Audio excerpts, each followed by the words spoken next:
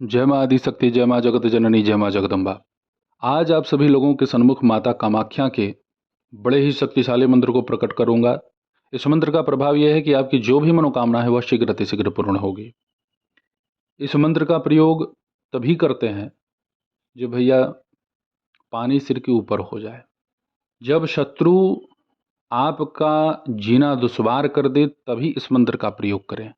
हालांकि मैं ऐसे मंत्रों को प्रकाशित तो नहीं करना चाहता था, लेकिन बहुत सारे ऐसे भक्त हैं जो दुखी हैं, कष्ट में हैं, किसी तांत्रिक से, किसी अघोरी से, किसी बाबा से, किसी मौलवी से, या घर परिवार में ही कुछ ऐसी भी शख्सियत हैं जो गलत पूजा पाठ करते हैं, और उनके द्वारा उत्पन्न जो ऊर्जा है वह जब करने वाले को तो बाद में, पहले घर में प्रत्येक सदस्यों को परेशान करते हैं। तो आज माता कामाख्या के जिस मंत्र को मैं आप सभी लोगों के सन्मुख प्रस्तुत करूंगा, उससे आप षटकर्म कर सकते हैं। षटकर्म योग वाला षटकर्म नहीं। जैसे हंसी आती है ये कि बात करता हूं कुछ और, कुछ लोग अर्थ का अनर्थ भी लगा लेते हैं ना। जैसे एक बार मैं षटकर्म पर चर्चा कर रहा था तो एक लोग लगे वहां कहने, अच्छा गुरुदेव, षटकर्म से कहाँ कुछ होता है। मैं तंत्र की बात कर रहा था और वो लगे धोती बस्ती नेति नौली त्राटक कपाल भाती की बात करने। समझ रहे हैं ना। तो बोलना पड़ता है भाई, हम जिस षटकर्म की बात कर रहे हैं वह विशेष करके तांत्रिक क्रियाओं के अंतर्गत एक विशिष्ट पद्धति का नाम है। कहीं कहीं तो 9 कर्म की चर्चाएं हैं, षटकर्म ही नहीं, जिससे हम शांति, वशीकरण, स्तंभन, उच्चाटन, विद्वेषण, मारण करते हैं। और विशेष विवस्ता में ही मारण कर्म होता है, और मारण स्त्रियों का नहीं होता, ये भी जान लीजिए। यदि आपके घर में या आपकी कोई शत्रु महिला ही है, आप उसकी बुद्धि को परिवर्तित करने का कार्य कर सकते हैं, लेकिन मारण नहीं कर सकते। ब्राह्मण, स्त्री, गौ, इन तीनों को यदि कोई मार दे तो उसका कहीं से भी किसी भी प्रकार से भला नहीं हो सकता। भैया देखिए, ब्राह्मण मैं भी हूँ, कहना तो आसान है, लेकिन ब्राह्मण ब्राह्मण जैसा कर्म ही ना करे। जो स्त्री पतियों को ले जाकर के खाई में फेंक रही हैं, डब्बे में भर दे रही हैं काट पीट के, ऐसे स्त्रियों को हम स्त्री नहीं कहते। वह चांडालिका हैं, वह नीच हैं। अब वैसे तो भगवान श्री रामचंद्र जी ने भी स्त्रियों का वध किया, लेकिन वह स्त्री राक्षसी थी।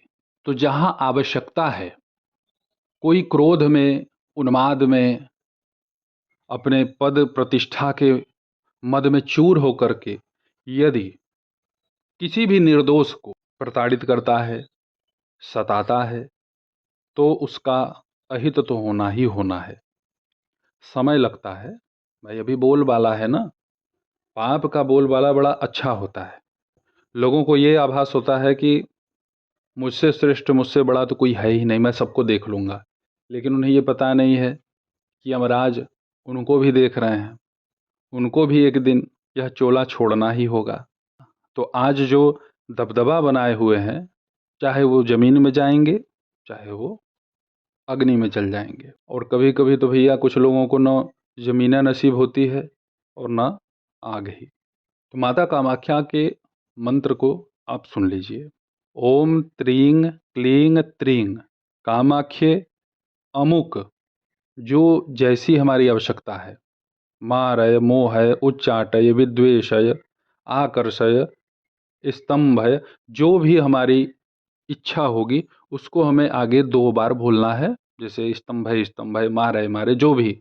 ऐसा नहीं कि ये सब बोलना है, ये मैं आपको समझा रहा हूँ। फिर होम फट स्वाहा, इस मंत्र को डिस्क्रिप्शन में मैं उपलब्ध करा दूंगा। बड़ा ही तीव्र तीक्ष्ण मंत्र है।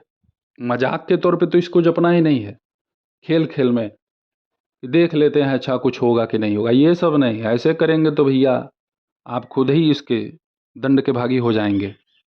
यह एक अकेला ऐसा मंत्र है माता कामाख्या का, जो आपके षटकर्म हेतु जो आपकी इच्छा हो उसकी यह पूर्ति कर सकता है। रुद्राक्ष की माला पे जप करना है नित्य 1000। शत्रु का विद्वेषण, मारण या उच्चाटन करना है तो आप घर में इसका जप नहीं करेंगे, शिवालय में या किसी भी देवी के मंदिर में इसका जप कीजिएगा। इस मंत्र से जब आप आहुति प्रदान करेंगे इन तीनों उग्र कर्म के लिए, तो नीम की लकड़ी और नीम के तेल के अंतर्गत आपको पीली सरसों 100 ग्राम और 100 ग्राम गुगुल, 20 ग्राम कपूर और लगभग 10 ग्राम के आसपास घी, शहद भी 10 ग्राम और नीम का तेल 100 ml होगा तो 100 ml पूरा नहीं डालना है, लगभग आप 4 चम्मच के अनुपात में नीम के तेल को प्रयोग में लाइएगा। इस सामग्री से आपको उग्र कर्म का हवन करना है। यदि किसी का परिवार बिखर रहा है, टूट रहा है, पति पत्नी के मध्य इतना भयंकर बवाल हो चुका है कि अब उनका एक दूसरे को तलाक देने की नौबत आ चुकी है, कोई इसमें फोर बिगाड़ कर रहा है, यदि चारित्रिक दोष है पति पत्नी के अंतर्गत तो भैया दूर हो जाना चाहिए। ऐसे लोग सुधरते नहीं हैं। जैसे आपका कोई प्रियजन है, किसी पराई स्त्री के चक्कर में पड़ गया, अपने पत्नी को बहुत अत्यधिक सताता है, मारता पीटता है, इस बात को ध्यान रखना कि यदि आप इसका कहीं से भी गलत इस्तेमाल करेंगे इस मंत्र का, तो आपका मृत्यु तय है, बचेंगे ही नहीं। जैसे गलत प्रयोग तब मैं कहूँगा कि यदि आप इस मंत्र का लगे प्रयोग करने किसी दूसरे स्त्री को अपने वश में करने के लिए, तो भैया मरोगे।